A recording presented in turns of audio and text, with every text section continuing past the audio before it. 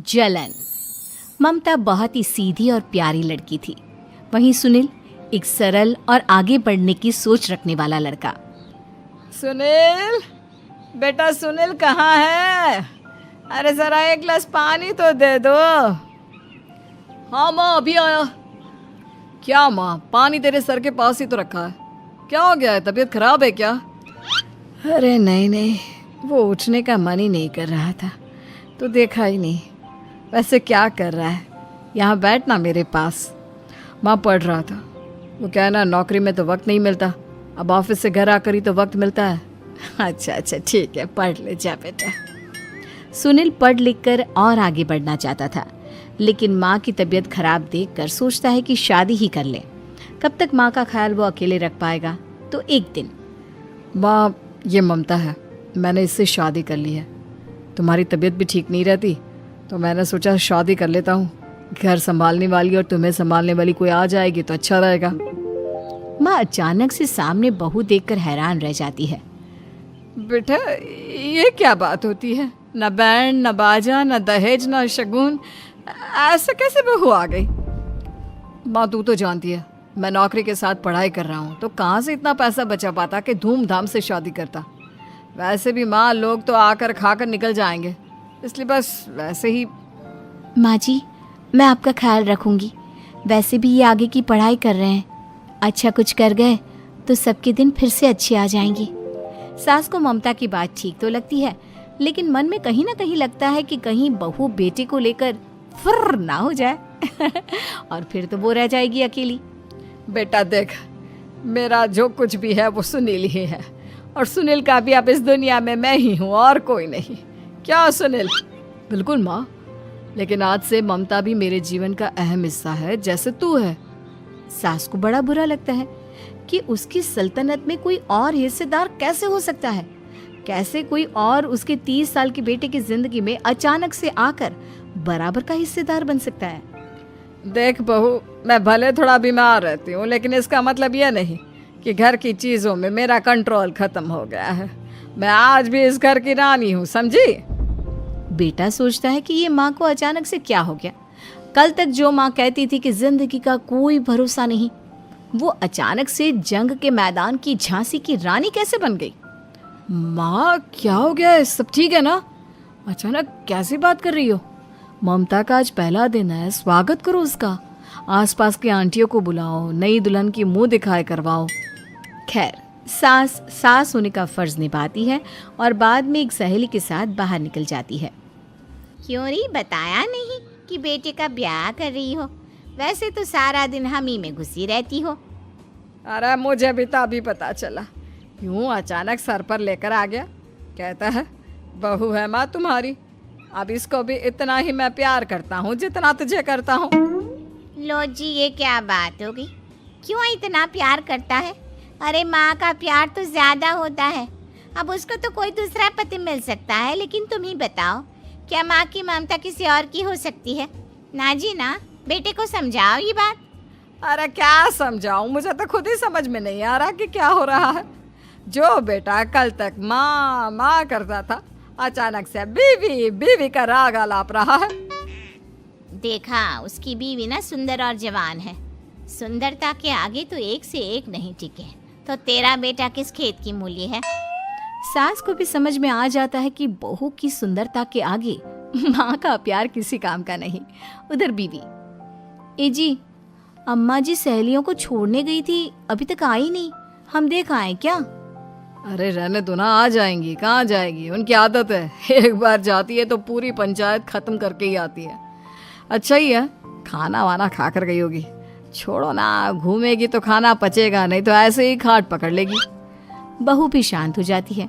उधर सास सोचती है कि आज थोड़ा देर से ही घर जाती हूँ, जब बेटा परेशान होकर ढूंढेगा तब मजा आएगा। बीवी को खुद ही पता चल जाएगा कि माँ के आगे उसकी दाल नहीं गलेगी। लेकिन वहीं दूसरी ओर घर पर, ए जी, माँ जी अभी भी नहीं आई, हमको तो घबराहट हो रही है कि क्या करें, जाकर पता करें किसी के घर। अच्छा, कहाँ जाओगी ये भी बता दो। पहला दिन है तुम्हारा इस घर में और एक ही दिन में मोहल्ला छानोगी क्या? हाँ, तो आप भी तो नहीं जा रहे हैं ना, हमको फिक्र हो रही है। अरे यार, ये रोज का है अम्मा का, खाओ और सो जाओ। बस फिर क्या था। बेटा बहू खाना खाते हैं और कमरे में सोने चले जाते हैं। उधर जब सास को कोई देखने नहीं आता तो वो हार कर घर आ जाती है, जहाँ वो देखती है कि सारे घर की लाइट्स बंद है। सास को गुस्सा आता है। बहू, ममता बहू कहाँ हो?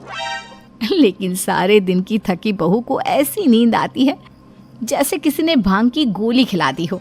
वो तो नहीं उठती। उठकर आ जाता है बेटा। अरे क्या बात है अम्मा, काहे चिल्ला रही हो? अरे सो जाओ ना, सुबह की थकी है बहू, वो सो रही है। जोर से बोलोगी तो नींद खुल जाएगी उसकी। माँ को गुस्सा आ जाता है। फिलहाल तो सो जाती है, लेकिन मन ही मन ढेर सारा जहर बहू के लिए भरा होता है। सुबह बहू चाय बना रही होती है कि सास धीरे से गैस तेज कर देती है, जिससे चाय का बर्तन जल जाता है। और जैसे ही बहू चाय का बर्तन उठाती है, उसका हाथ जल जाता है। मेरा हाथ जल गया। वो जोर जोर से चिल्लाकर इधर उधर भागती है कि सास थोड़ी देर में उसके हाथ में पानी डाल देती है। हाय रे बहू, क्या कर रही हो? पहली बार रसोई छुई हो क्या? सासू माँ गलती से गैस तेज रह गई थी और बर्तन जल गया, जिससे मेरा हाथ जल गया। हाय रे, कितना गंदा दाग। छी छी छी छी, मुझे तो उल्टी आ रही है तेरा गला हुआ मांस देखकर। तू ना मुझे अभी साथ से खाना मत लगाना। बहू भी खुद का हाथ देखती है तो उसे भी रोना आ जाता है। कुछ दिनों के बाद सास की सहेली आती है, बहू चाय बनाकर लाती है। उसके जाने के बाद सहेली कहती है, बहू की सुंदरता ऐसी है कि कोई भी दीवाना हो जाए। वैसे तेरे बेटे का क्या हाल है? अरे वैसा ही है, बहू के पीछे लट्टू। क्या करूं, कुछ समझ में नहीं आ रहा। मैंने तो बहू के चेहरे पर दिवाली के पटाखे की चक्री फेंक दी, उसका पूरा चेहरा जल गया। अब देखो ना रही सुंदरता, और ना ही अब मेरा बेटा उसे पूछता है। अरे अब तो वो उसे छोड़कर दूसरी भी देखने को बोल गया है मुझे। बहू सारी बात सुन रही होती है। आंटी एक बात बताइए, क्या भरोसा है कि दूसरी सही आए और आपके अनुसार रहे? देखिए आंटी, मेरी सासू माँ को गलत बात सिखाने की जरूरत नहीं है। हमारा परिवार साथ में खुशी से रह रहा है। देख बहू, मेरी सहेली की बेइज्जती ना कर, वही अच्छा रहेगा तेरे लिए, समझी? बहू नहीं मानती है। वो बार बार उनकी सहेली को घर से निकल जाने को कहती है। तभी सास की सहेली पास के चूल्हे से लकड़ी लाकर बहू के चेहरे पर लगा देती है। बहू जोर जोर से रोने लगती है। अरे ये क्या कर दिया? मैंने कहाँ किया, ये तो तूने किया। तू ही नहीं चाहती थी कि बहू बेटे के साथ रहे, भला मैं क्यों करूंगी? मैं तो चली, निपटो अब। बहू रो रही होती है, दर्द से चिल्ला रही होती है, लेकिन सास उसे डॉक्टर के पास नहीं ले जाती। तभी पति आता है। क्या हो गया ममता? ये दाग कैसे लगा? तुम कैसे जली? ममता कुछ नहीं कहती, बस दर्द से करा रही होती है। पति माँ की तरफ देखता है। हो ना हो माँ, ये पक्का आपका काम है। आप ही ममता से जला करती थी ना। देखना माँ, अब पुलिस आएगी, केस बनेगा, लेकिन पहले मैं ममता को अस्पताल लेकर जा रहा हूँ। सभी अस्पताल जाते हैं, जहाँ डॉक्टर ममता की सास से कहते हैं, आपने तो नहीं जलाया ना बहू को? अब ममता की सास के तो पसीने छूट रहे होते हैं। वो घबरा कर कहती है, ना ना डॉक्टर साहब, कैसी बात करते हैं? हम क्या जलाएंगे अपनी बहू को? डॉक्टर ममता के पति से पूछते हैं। देखिए, क्योंकि ये ससुराल में जली है तो मामला पुलिस का बनता है, तो आप पहले पुलिस को बुलाइए, तभी इलाज पूरा होगा। सास डर जाती है कि अब तो बच्ची जिंदगी जेल में ही रहना होगा। रहने दीजिए ना, पुलिस को क्यों बुलाना? सारी हंसी खत्म हो जाएगी जब पुलिस के डंडे पड़ेंगे। बहू को जलाना भले ही बहुत आसान हो, लेकिन उसके बाद सारी जिंदगी जेल की हवा खाना। सास डर जाती है। पुलिस आती है। पास लेटी दर्द से करा रही ममता स्टेटमेंट देती है। तो क्या हुआ था? कैसे जली आप? ममता पास खड़ी सास को देखती है। बेटी बताओ, कैसे जल गई तुम? ओए, काका का किरण वाली शाहरुख, चुप, बिल्कुल चुप। सास चुप। सभी इंतजार करते हैं कि ममता क्या बोलेगी। जी मैं खाना बना रही थी, लकड़ी उड़कर मेरे ऊपर गिर गई और मैं जल गई। सास बहू की बात सुनकर रोने लगती है। देखा माँ, कितनी समझदार है ममता। ये चाहती तो, हाँ बेटा, ये चाहती तो मैं आज जेल में होती।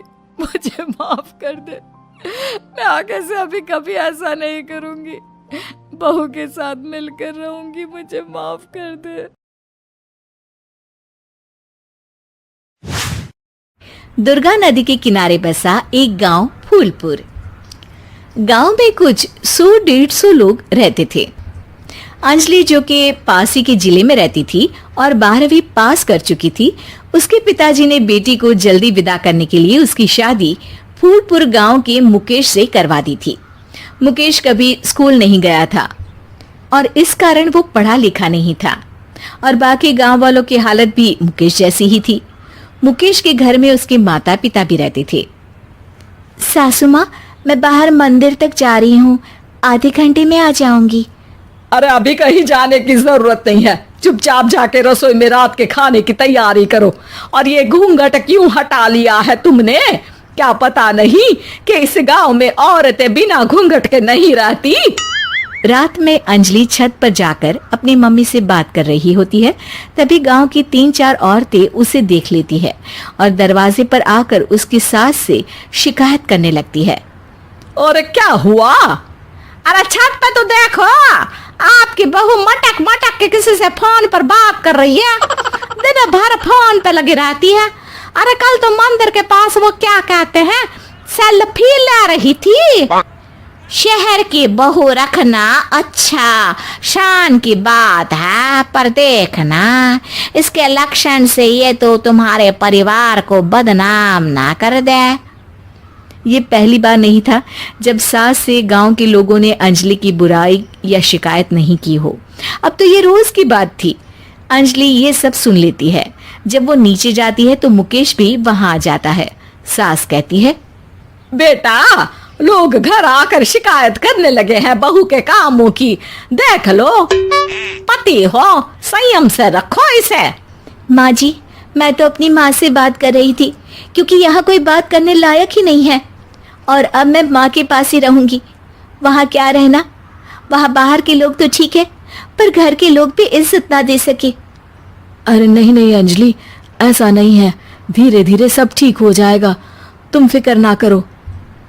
अरे बस कुछ बोलना ही नहीं है, सर पे चढ़ा रखा है बहू को। सास मुकेश की नरम बात सुन के वहां से मुंह चढ़ाकर चली जाती है। मैं तो कहती हूँ हम दोनों शहर चले जाते हैं। मैं पढ़ी लिखी हूँ, मुझे वहाँ नौकरी भी मिल जाएगी और थोड़े दिनों में आप भी वहाँ कुछ काम ढूंढ लेना। अरे नहीं नहीं अंजलि, हम यहाँ ना गांव का खेत, माँ पिताजी को छोड़कर शहर नहीं जा सकते। माँ पिताजी को कैसा लगेगा और गांव वाले क्या सोचेंगे?